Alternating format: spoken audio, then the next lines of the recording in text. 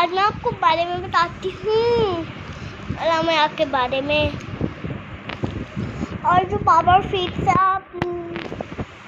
और वो उनकी मामा ने फिर उनके वो जायंट मास के नीचे शक्कर रखी थी और उनको तो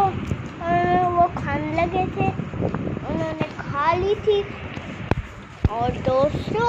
मेरी बात सुने, एक दिन वो उनकी मामा को वो भूल गया कि शक्कर रखने का, और अलामिया आए और